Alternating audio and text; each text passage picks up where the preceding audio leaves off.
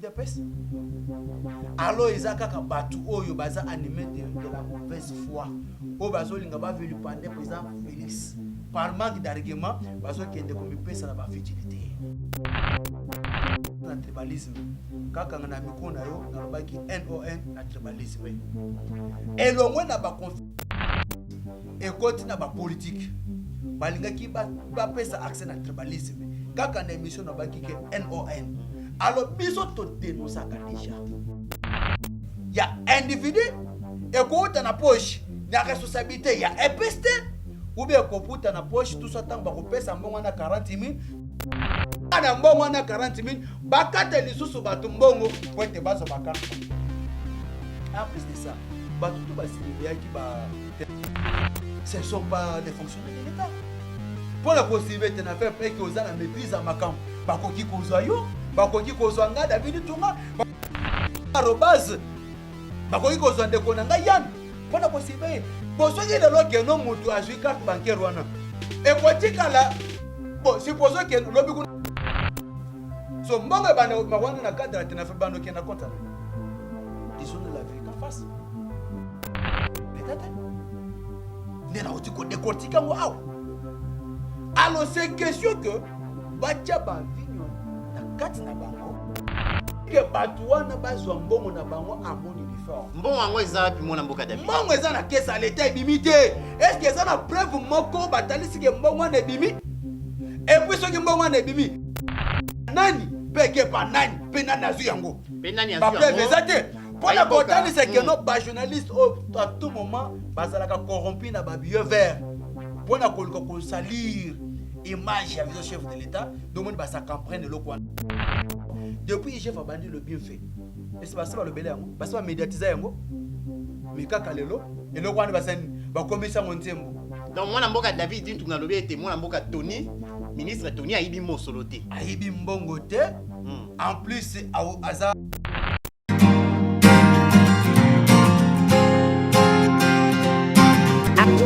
Cléty de Master Beat.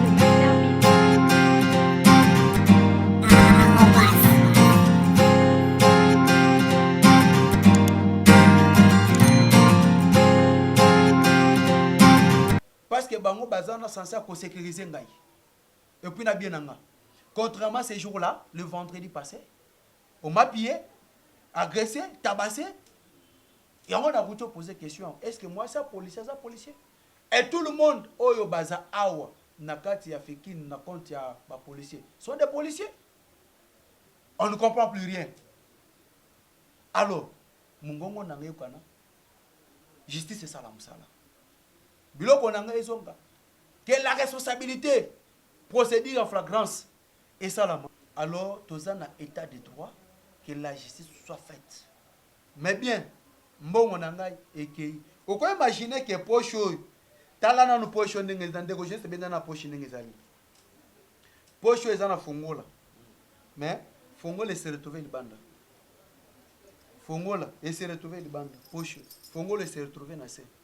Est-ce que ba policier poche na ngeza banque na bango ba bombesa combien na poche na ngai to chaque jour pesa nga combien que notango makambo ne salami ba ya bazwa comme si maboko na bango comme carte bancaire poche na ngai comme banque na bango que no akoti sa beti code pas et ça nini ebima non on a besoin de la justice poche na ngeza banque na bango te et puis misapi na bango tomboko na bango eza carte bancaire te et c'est que justice ça la msala.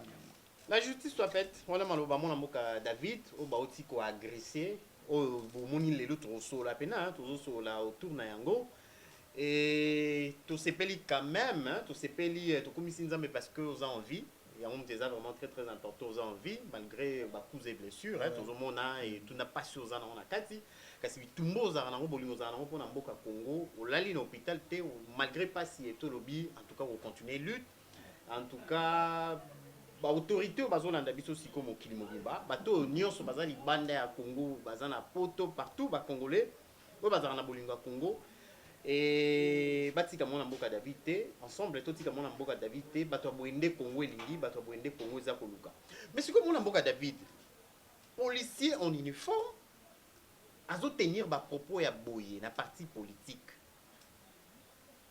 na évité ba kassayen bon na évité ba policier non baza ba province nini ya tribu nini ozomona na évité le déclic motivateur penezaki nini est-ce que mo yo mo ozozo moi temps ya ko raisonner comprendre et cause la nini pena et poussaki bango ba koma tina point ne ba propos bon merci mingi ndeko oyebi ke dernièrement toti ko passer étape moko wapi ba confusion religieuse ba confession religieuse oui balingaki ba conception na tribalisme kaka na miko na yo na lobaki NON na tribalisme elongwe na ba confession religieuse et koti na ba politique balingaki ba pesa accès na tribalisme kaka na émission na baki ke NON alors biso to dénonçaka déjà que nous ebandi déjà mabe au moment nous parlons ba comment est-ce que balinga banda ko utiliser la police ba banda ko utiliser bato baza apolitique po banda commettre ba vir moko et que na tendance tribal ceux qui bato ba ko au moment congolais bela ba comprendre oh base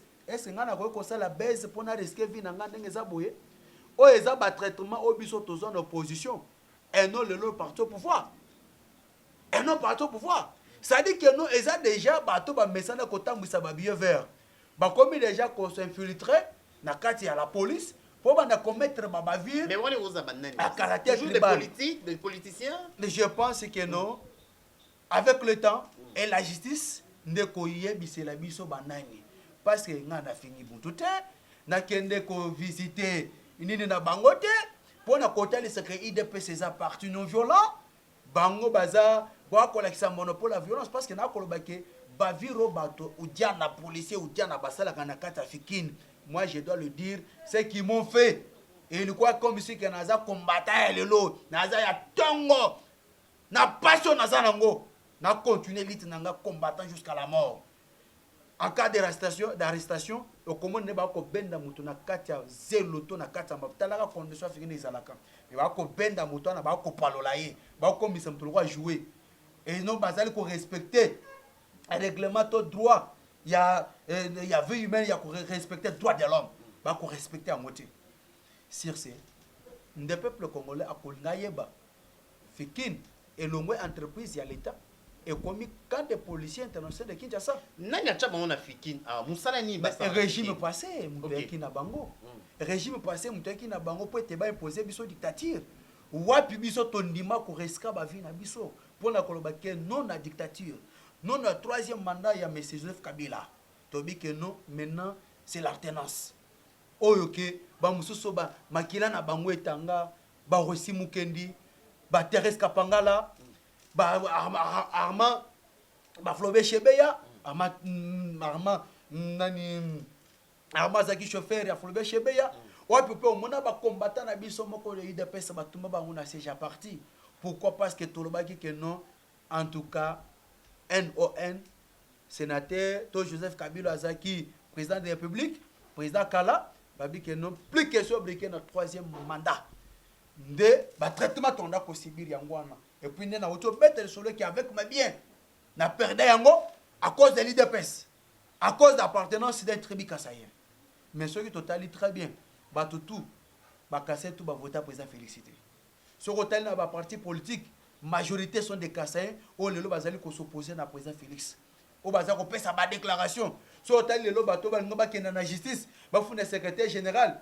baza ba tout ka tribu ya Kasai c'est pour vous dire que non c'est les ceux qui n'ont pas dans le bon ba ko ya ko komisa ngo so grave OK ceux qui ont na droit ya ko sala oyo lingo sengel ko sala muto ko s'opposer azate. Donc juste pour dire que non, il ne pèse ces partis moraux dictature et à Tembaza libre. Dictature et zalakate. Donc démocratie ezali wapi ba konzi à parti na biso ezana à travers matinée politique à travers secrétaire général Augustin Kabuya ala kisaka biso comment pour respecter les principes de la démocratie. Le principe de la démocratie mon amboka David, est-ce que mon amboka Jean-Marc Kaboun les deux poids lourds hein, il y a eu deux pèses. Donc, baza déjà au courant, mais comme il y déjà nouvelle, baby déjà ni les comme il moko ya ba combattant et moko ya eu de peste, baby déjà. Dans un premier lieu, je suis citoyen congolais. OK. Étant question congolais, l'adresse on a s'adresser na ba konzo baza compétent en caractère juridique. OK. Pour être bas s'en charger na yango. Étant que Moko est combattant de l'IDPS, étant que Moko est président parlementaire depuis de l'IDPS, à tout moment qu'on vulgarise le chef de l'État, mais dans le militaire, tant que nous avons ils ont été justice à l'indépendante. Et ils ont que 520 gigas, donc ils ont s'infiltrer, ça melato ko sala trafic. Non, mais parti politique quand même. Ils doivent quand même faire quelque chose. Tant nazali koloba ndengwana ezali pona ko faire respecter l'indépendance de la justice. Au moment où nous parlons, ce n'est que la justice qui va trancher. Justice est retranchée par rapport à l'acte qu'ils ont posé. Et pas bateau va agresser qui yo. Mais si pour la santé na yo, pour la morale, pour la partie coquille quand même. Oui, pour votre information, na sens où est-ce qu'on est à comprendre. Numéro 2 à partir nabiso, azaki étudiant, azaki au courant, et puis atiki nga boyete, et tant que notre secrétaire général ou ayebi que nos yep azaki be parler président parlementaire de vous. Collègue nangai. Azaki be parlementaire debout et pas mon akelo kwana. Augustin Kabouya. Oui. OK. Azaki c'est mon collègue à moi. Et tant que ancien président parlementaire debout, de l'OP naza trop fier qu'un grand parti politique comme UDPS est à la diriger par un ancien parlementaire. Voilà. Alors atikala ken différente. Oyebi que aza toujours social. Assistance naie et qu'on empêcher que justice ça la musala. Quand même à participer qui na o singela qui ça très nécessaire parce que mon pas photo na tindela qui ceux qui les lois ils a diminué boyer ils a grâce naie on m'a que batwana tissu qu'on a no basali et là on côté mais bazaka na fiki une place bazala bazaka kana fiki une place bazali donc vous voyez qu'on identifie ba facilement mais Nathan on attend major commandant bataillon est-ce que ko yana fiki ba commandant bataillon zami balé bazaka mokote major Guy Kalunga bazaka moko Asaka moko wala tosoli makambo ekomeli mona mboka David Ditunga ezaki semaine tozali une émission juste après quelques jours tokutana isusu na Masina la remise et reprise ya administrateur ya nini et après ne ba ego agressé oui et sur ce tala que santé zo permettre ngate meta que bolingo ya Congo na ko profiter na micro pona ko pesa grand merci ebele na honorable cher collègue Francis Chibalabala o wapi a honoraki bato premier âge première heure pour na UDPS ya ko kanisa na papa na biso lumbala mukinge shai pour être le loi azala pe parmi administrateur à deux à marché de la liberté oyebe ke zaki récompense ya musée oyo apesa ki na bande kuna biso ya chango pour na cadre de récompense tango lobaki de ne jamais trahi le Congo ou bien qui encore à l'Emera de mutesala kene la biso trahison pour être ba rebelle pour être badongolo misu baya lelo du jour au jour babanda ko agresser toko boma peuple congolais or ki asengela ki asengana no pardon na autre trahison ya salaki pour na consigner ba ko rwana o lelo président Félix a commettre fait à travers état de siège seul j'ai dit bien na Tchango charge ya Tchango excellence Fassi honorable Chibalabala honorable Francis oyo azali ko collaborer malam ne achia parti oyo azali ko faire ko ça la visibilité ya IDPS na Tchango azara yemoko o lelo azali à tout moment ko ça la ba action na bakata section na bakata cellule parce que tikana loba musala nanga ya ngoyo tikana loba nakala ba cellule ba section et ba no defa ba kiti ba instrument kutu ya kolwe mais grâce à honorable Francis Chibalabala adota bango ba kiti ba instrument ba réunion comme kokota sans problème grâce na ye et puis ay kota la muta premier âge à honorer azala parmi ba administrateur ya marché de la liberté asa parmi ba administrateur ya marché de la liberté mais on ni nous répondre na ba ndeko nyonso parce que jour on a masina to raimo ebele ngamona na terrain na remise et reprise on activité nezalaki donc changement une nouvelle équipe ezoyi makamboa ba lo ba UDPS bozo kabula beaucoup mon kabula ba entreprise ya mboka beaucoup mon kabula ba poste on dirait gâteau donc lutte il y a tous ces temps ba lobi même les sphinx de l'humanité perd son âme soit zaki mais aleli beaucoup mon kabula on est li pa muke ya moni na reconnaître lutte paix ya papa lumbala bobite ya vanda na masina on répondre on non ezako kabola na sens yo zomima wana te Les lois IDPS, c'est ça parti au pouvoir, non? Mais ceux qui ont un compte à ministère, si les 56 ministères, ton ministre, IDPS n'a que 8. Mais la présidence, vous habitez dans la Nazo ville. loba boye si le plein de konangai. Na lobby boye. So loba na présidence que biso na biso. Est-ce que le directeur de cabinet chef de l'État a IDPS? Chargé à communication, a IDPS? Chargé à presse et présidentielle, a IDPS? Non. Composition à cabinet naïe. Et ces majorités sont des gens de l'IDPS? Non. Alors ils ont battu oyo baza animé de la mauvaise foi. O bazo lingaba venu pendant président Félix. Par manque d'arguments, bazo kende comme pesa na ba futilité. Papa Lumba la mérite. Yango na kosenga na mokonzi ya mboka président Félix Antoine Tshisekedi atala na kombo ya cher collègue na ngai excellence honorable Francis Chibalabala. Parce que les lots soko ke na changu mutu azali kolatisa batu na ba pauvre moyen na ye pour la visibilité à IDPS Isaka Francis Chibalabala. Bazadete. Mais ce qui est là que remaniement salami et que le gouvernement central et que bato ndengwana baza 5 4 na changu et ko zala ndenge nini muto akocha temete pour ça la face na district changu wana za Chine populaire mais tala etandi wana ya district wana mais ye moko akosala honneur ya IDPS ko pesa visibilité ya IDPS ko vulgariser le chef de l'État ya IDPS. Mais pourquoi bien ministre était alors? Mais azali député. OK.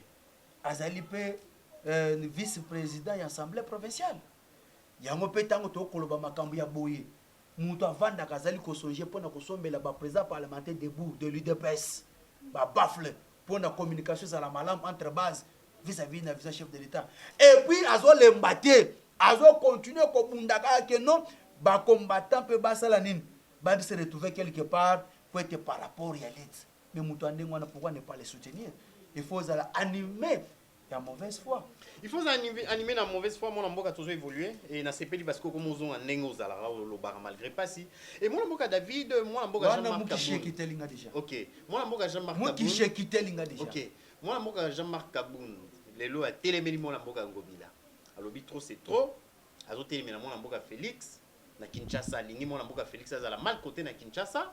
Ya moi lingo sala musala te zando ba travaux vandi Kinshasa solo Kinshasa salité nyonso mabe na Kinshasa moi mboka Jean-Marc Kaboun a mobilisé tout un groupe ya ba député ba lobi en tout cas il faut ba destituer il faut vraiment azadja na chaise mauvaise éjectable il faut ba faire ba sautisser et tout wana uzomona ngo ezo kele malamu to mabe. Merci mingi mwana mboka ya liboso na kopesa félicitation na président na biso ya parti Jean-Marc Kabunda Kabunda au peso to na district ya Mwamba azaka le pan na le pan IDPS base IDPS avenue IDPS commune IDPS bato ndingwa na te toluka kaka na maloba te mais na ba acte maintenant nazali koya na mutu no tuningai il faut bato ba comprendre que déclaration ya président Jean-Marc Kabunda Kabunda et Pesami étant que élu national. Wabi azali kovanda na province à Kinshasa, là où résident toutes les institutions. Moi, je dois contredire nga exacté. Mais ngana koza la fanatique. Ngana zala kamutu ya boye na koloba oyo longobani. Tant tozo kenda na kini bopeto. Est-ce que le lo za mutu a contredit que non? est raté. Mais ce qui est le qui ne peut pas être raté, mes responsabilités sont partagées. Disons-nous la vérité en face. Est-ce que les Congolais aïeba qu'est-ce qu'il faut boire à poubelle? Est-ce que les Congolais aïeba qu'est-ce qu'il faut boire à bouteille à maille?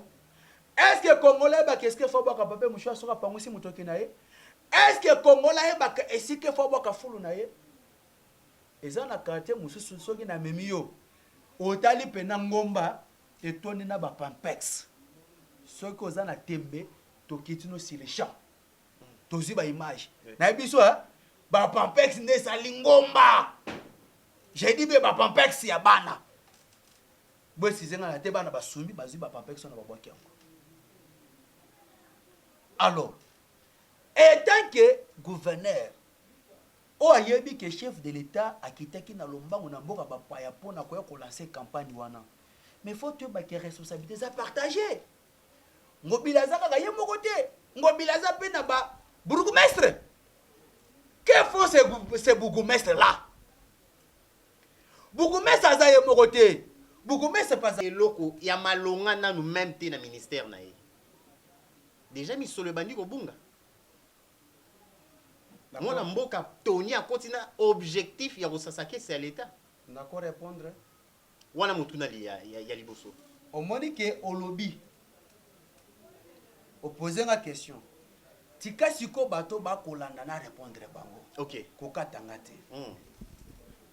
nazobandana na likambo tolobake no 2 points de mesure non papa alingi te akosala mosala na ye amboni uniforme makambo ya 2 points de mesure eza te nakodekotiki yango na développement na ngai par rapport na question na yo ya mibale oti oloba likambo ya matata pone ke no aéchoué kota matata pone non je crois que le mardi c'est aujourd'hui aza convoqué à comparaître devant procureur près la cour constitutionnelle pour na dossier wana ça dit que soka kokite il a fallu baloba ke aza acquitté ok que aza responsable te ok à ce moment là donc on peut cette information ok tant que verdict il y a ceux qui pesa mina noté ne faut pas qu'on pesa information nazali koya sikoyo par rapport ya photo oyo bamoni secrétaire général avandi papa alingeta avandi na excellence Tony Mwaba avandi pona koyebisa bino ke ce n'est que les politiciens animés de la mauvaise foi o bakosa la récupération politique o bamoni ke faut bakoba médiatiser photo wana comme ici keza lelo or eza photo ya kala o esengelaki ke no tango accéder ok étant que ministre enseignement lolenge kani formation to lolenge kani encadrement ekoki kopesama ok parce que faut bato bakotisa polémique moko te ouais entre alingeti na excellence Tony Mwaba parce que soki lelo excellence Tony Mwaba azali ministre ya EPST ezali si ordonnance présidentielle chef de l'état oui soki lelo pe IGF akosala musala eza par rapport à la signature de la présidence de la République. Oui. C'est-à-dire que baza tout bananda. ok Bato akota polémique te. Nazali sko koya. Nazolo belasi aspect positif côté à IGF, aspect positif pe côté ya EPST. Ok. Pourvu que bato ba comprendre. Ndeko eza actualité tikana répondre. Aspect positif na IGF. C'est grâce à IGF. O lelo tomoni ba mandataire kokangama ba PCA kokangama ba ministre kokangama songolo pakalo adali ko détourner et comme il est so continuer même ata mandataire bonjour à pamba ceux qui ont accompagné na photo ya Gilles Linguet yeba ki ozo côté toilette mbango akana kité de toilette express pona nini po biki awa c'est que likambo makambo za ko biba batu wana lelo ba komi ko actualiser eloko wana entre IGF na EPST. Mais bah bien fait il y a IGF depuis abanda qui pour ko kangele so mi pourquoi banda ko médiatiser yango te pour ando beta maboko te pour ko la que sont animés de la mauvaise foi yami balé koloba ke mbongo eza détourné 16 millions non mbongo eza détourné te mbongo pe bimi na caisse à l'état te mbongo pe ke na destination na poche ya mutu te esengeli bato ba comprendre excellence Tony Mwaba ici kazali eza méritocratie muto bandaki ko kende point sur point wana weli ba konga zana no ministre ya EPST muto a démontré biso comment ba un fictif bazalaki ba NP fictif bazalaki ba école conventionnelle catholique fictif bazalaki eza grâce ya Tony Mwaba olelo azali ministre ya EPST muto ko wanga nango azate muto pas contredire nga azate. Maintenant le problème est que bato balingi ba kota polémique te et pas moi na mboka Augustin Kabuya bakena nini na mboka David déjà kolobela yango avant na kota na développement ya introduction na développement ya question na yo. Vous êtes sûr vous convaincre ba imboka oui ba koyi banga ba comprendre alors ba kota polémique wana te pour basa la récupération politique parce que IGF ezali ko œuvrer na signature président de la République. La fois passée, tout le monde qui même a audité qui peut na comment la présidence de la République comment salaire il faut ebima. OK. Mwana mboka David Mosolo wana 16 Sikoyo, millions eza wapi? Mbongo eza wapi mwana mboka David? Pozo kende mulai mbongo eza toujours esika ezali. OK. Problème ezali ko se passer ezali boye. OK. Mbongo bato ba surveiller Tenafep. Il a fallu bazwa 40 000 francs, valeur ya $20. Et c'est ngeli bazwa ba mbongo na bango. IG Faya lobi non, et quoi que la bongo te, il faut bazala bancariser, ba retirer carte bancaire pour bazwa mbongo na bango. Maintenant excellence toni moi ba lobby. Pour na kozwa carte bancaire, il faut ofuta mbongo. Mbongo wana e ko uta na poche ya individu, e ko uta na poche na responsabilité ya EPST, ou bien ko puta na poche tout ça tant ba ko pesa mbongo na 40 000 soke ke ka na mbongo na 40 000 bakate lisusu batu mbongo pour te bazo ba carte bancaire. En plus de ça, batu tout ba surveiller qui ba Tenafep point ce ne sont pas les fonctionnaires de l'État. Pour la possibilité Tenafep et que aux la maîtrise à makam ba ko ki kozwa yo ba ko ki kozwa nga David Tunga ba ko kozwa ndeko nanga Robaz ba ko ki kozwa ndeko nanga Yann. Pour la possibilité bon soki lelo ke no mutu azui carte bancaire wana e ko tikala bon supposons que lobi kuna kufi so mbongo bana mawana na cadre ya Tenafep bando ke na compte na disons la vérité en face as les fonctionnaires de l'État ndena oti ko décortiquer ngo aw alors c'est question que bacha ba vinyo na kati na bango pourvu que batu wana bazwa mbongo na bango en bonne uniforme. Mbongo yango eza wapi mwana mboka David? Mbongo eza na caisse à l'État ebimité. Est-ce que eza na preuve moko batalisi ke mbongo wana ebimi? Et puis soki mbongo wana ebimi na compte ya nani? Peke pa nani? Pe nani azu yango? Pe nani azu yango? Ba preuve eza te. Pour la kotani c'est que nos ba journalistes à tout moment bazalaka corrompu na ba billets verts. Pour na ko salir image ya vice chef de l'État, donc on va ça comprendre le quoi na autour le bango aw depuis chef a bandi le bien fait et c'est pas ça le belé yango ba ça médiatiser yango mikaka lelo et le quoi ba sen ba komisa montembo donc mwana mboka David dit tunga lobi ete mwana mboka Tony ministre Tony ayibi Mosolo te ayibi mbongo te.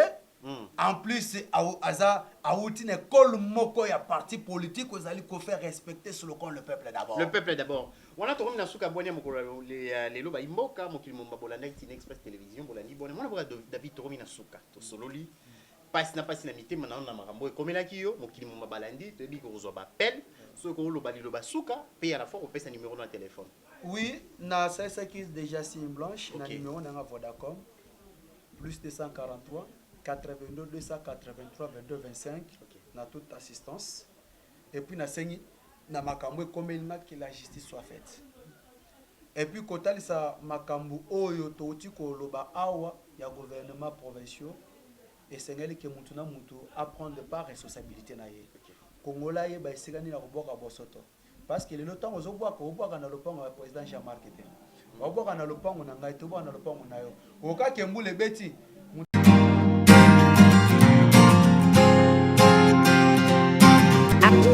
Gritty de Master Beat.